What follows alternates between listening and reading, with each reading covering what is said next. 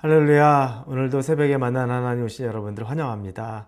잘 오셨습니다. 오늘도 하나님이 여러분에게 말씀으로 함께 하실 것입니다. 함께 기도하겠습니다. 하나님은 좋으신 분입니다. 우리의 생각과 우리의 계획과 또 우리가 얼마나 연약한지도 알고 계시면서도 우리를 품어주시고 사랑해 주시고 격려해 주시고 세워주시니 감사합니다. 하나님 말씀대로 순종하는 삶의 기쁨을 우리가 누리기 원합니다. 하나님의 자녀다움에 권세가 있기를 원합니다. 우리의 말씀을 통해 만나는 하나님이 우리의 빛이 되시고 아버지가 되심을 개인적으로 깊게 경험하기를 원하며 예수님의 이름으로 기도합니다. 아멘. 우리에게 주신 하나님의 말씀은 히브리서 12장입니다. 12장 4절에서 13절까지의 말씀을 같이 나누겠습니다. 히브리서 12장 4절에서 13절입니다. 우리 함께 보겠습니다. 너희가 죄와 싸우되 아직 피 흘리기까지는 대항하지 아니하고 또 아들들에게 권하는 것 같이 너희에게 권면하신 말씀도 잊었도다 일렀으되 내 아들아 주의 징계하심을 경히 여기지 말며 그에게 꾸지람을 받을 때 낙심하지 말라. 주께서 그 사랑하시는 자를 징계하시고 그가 받아들이시는 아들마다 채찍질하심이라 하였으니 너희가 참음은 징계를 받기 위함이라. 하나님이 아들과 같이 너희를 대우하시나니 어찌 아버지가 징계하지 않는 아들이 있으리요. 징계는 다 받는 것이오늘 너희에게 없으면 사생자요 친아들이 아니니라. 또 우리 육신의 아버지가 우리를 징계하여도 공경하였거든 하물며 모든 영의 아버지께 더욱 복종하며 살려하지 않겠느냐. 그들은 잠시 자기의 뜻대로 우리를 징계하였거니와 오직 하나님은 우리의 유익을 위하여 그의 거룩하심에 참여하게 하시느니라.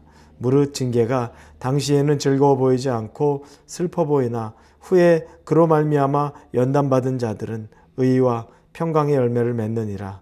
그러므로 피곤한 손과 연약한 무릎을 일으켜 세우고 너희 발을 위하여 곧은 길을 만들어 저는 다리로 하여금 어그러지지 않고 고침을 받게 하라. 아멘. 우리는 어제 본문에서 믿음으로 사는 사람들, 허다한 우리의 증인들이 있어서 믿음의 경주를 하는데 잘 인내하고 그리고 인내와 더불어 더욱 중요한 예수 그리스도를 바라보라. 그렇게 우리가 예수를 바라봐야만 살 수 있고 믿음의 경주를 할 수 있다는 것을 보았습니다. 오늘 본문에는 그와 또 다른 이야기입니다. 지금은 디서플린, 연단, 훈련, 그리고 다른 표현으로 또 징계라는 말을 합니다. 오늘 본문에 보면은 징계라는 단어가 8번 사용이 됩니다. 그런데 이걸 훈육, 아버지가 자녀에게 주는 훈육의 의미를 설명을 합니다. 그래서 12장 5절에 보면 아들들에게 권하는 것 같이 너에게 권면하신 말씀도 잊었도다 일렀으되 내 아들아 주의 징계하심을 경히 여기지 말며 그에게 꾸지람을 받을 때 낙심하지 말라. 이 징계 또 꾸지람, 가르침 이걸 받을 때 마음이 낙심할 정도로 아픈 거죠. 괴로운 겁니다. 그런데도 마음 그렇게 잃지 말아라. 왜냐하면 이 징계에는 부모가 자녀에게 주는 유익이라고 얘기합니다. 그러니까 내가 내 자녀가 아니면 길거리에서 나쁜 짓을 하는 자녀에게 굳이 그걸 다 설명하고 그러면 안 돼, 하지 마라고 붙들고서 말할 이유가 별로 없을 때 우리가 압니다. 그건 그 부모가 할 일이지. 내가 뭐하러 무슨 오지랖이야 이런 생각 할 때가 있죠. 냉정히 보면 맞습니다. 옆에서 한마디 해주지만 부모도 아니고 그 아이가 내 말을 들을 것도 아니고 정말 어떨 때는 얘기해 줄 때가 있죠. 부모와 같은 마음으로 얘기해 줄 때가 있지만 그걸 부모도 하지 않는데 내가 해야 될 필요가 없다는 건 경험적으로 참 많이 합니다. 이런 일을 보면 우리를 훈련시키고 징계하는 건 부모가 해야 될 몫입니다. 하나님이 우리에게 믿음으로 경주를 하라고 하면서도 하나님의 징계를 말합니다. 우리는 인간적인 부모, 육신의 부모죠. 우리를 태어나게 한 육신의 부모, 우리를 얼마나 사랑해서 우리를 잘 가르치는지 압니다. 그런데도 한계가 있었죠. 부모님들의 감정을 못 이겨서, 욕심을 못 이겨서 공부 안 한다고 과도하게 때리고 모욕 주고, 그리고 공부 좀 못한다고 쫓아내겠다고, 내 자식 아니라고 얘기하고, 실패했다고 너 같은 바보는 없다고. 그건 우리 육신의 부모의 한계입니다. 사람으로서의 한계죠. 하나님은 그런 분은 아닙니다. 하나님은 완전하고 완벽한 분입니다. 개인의 욕심을 우리에게 투영시키지도 않으시고, 개인의 어떤 욕망이 우리에게 짓누르는 그런 역할을 하시는 분도 아닙니다. 단지 하나님은 우리가 믿음 안에 성장하고 하나님 자녀다운 그 권세 갖고 살기를 원하는 것뿐입니다. 이건 잠시 동안은 우리를 괴롭게 합니다. 그래서 10절에 보면 그들은 잠시 자기의 뜻대로 우리를 징계하였거니 오직 하나님은 우리의 유익을 위하여 그의 거룩하심에 참여하게 하시느니라. 우리에게 유익이 얼마나 많은지 잠시는 우리가 괴롭게 하지만 하나님은 이 일을 멈추지 않으신다는 겁니다. 그리고 하나님의 징계, 즉 훈련을 거친 사람들은 반드시 열매가 있습니다. 성경에 우리 베드로 사도를 봅니다. 베드로 사도 예수 그리스도를 3번 부인했죠. 그게 닭이 울기 전이었습니다. 그런데 그 전에 나는 절대 예수님을 배반하지 않겠습니다 라고 했던 말이 있었습니다. 그럴 때 예수님이 네가 나를 닭 울기 전에 3번 부인하리라 말씀하셨습니다. 그러면 베드로가 예수님을 절대 버리지 않겠다고, 부인하지 않겠다고 말했던 거, 목숨을 다 바쳐서 예수님을 따르겠다는 게 그게 거짓이었을까요? 하나도 거짓이 아니죠. 베드로는 그게 진심이었습니다. 정말 그러고 싶었습니다. 그런데 상황이, 환경의 두려움으로 그가 그 일을 못합니다. 그는 그래서 연약했던 겁니다. 우리도 여러분 마음으로는 굴뚝같이 다 하고 싶어요. 진심이 그래요. 그런데 우리가 연약해서, 환경 때문에 두려워서, 무서워서 그를 부인하게 되는 삶을 사는 거죠. 베드로가 그랬습니다.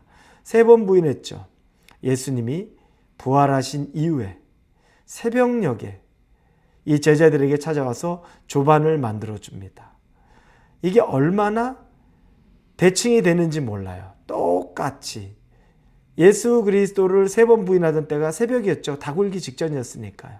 그런데 예수님이 조반을 만들어주는 때가 또 새벽입니다. 그 즈음에도 아마 닭이 울지 않았을까요? 비슷했을 겁니다. 그때 예수님께서 똑같은 상황 속에서 베드로에게 물어보죠. 네가 나를 사랑하느냐? 아파요. 괴로워요. 그걸 끄집어내는 것 같고. 그러나 이걸 끄집어내는 과정을 통해서 예수님은 베드로의 연약함을 알게 하셨고, 그리고 그러나 내가 너의 연약함도 알지만 네가 변화되어서 내가 너를 사람을 낚는 어부, 지금은 날 부인했지만 나중에는 사람을 낚는 그 어부로 너를 사용할 것이다 라는 걸로 그 과정, 아픈, 어떻게 보면 징계라고 말할 수 있을 겁니다. 우리가 생각하는 징계랑 다르죠. 너 왜 나 부인했어 혼내는 게 아니라 아픈 상처를 들춰내는 것 같지만 그 안에서 사랑 고백을 하게 하고, 그러면 네가 날 사랑한다면 내 양을 먹여라. 앞으로 나의 증인이 되라 라고 하는 다음 단계를 위해서 베드로를 훈련시킨 겁니다. 그리고 베드로는 아니나 다를까 그 쓴 아픈 기억을 다시 하고 그 과정을 거치면서 이제 회복이 되는 겁니다. 알죠? 내 결단, 내 능력은 아무것도 아니구나. 이건 정말 아무것도 아니구나 라는 걸 알게 되고, 오직 예수 그리스도가 함께할 때만 가능하다는 걸 깨닫고, 그리고 그 복음을 전하는 삶을 살았던 겁니다.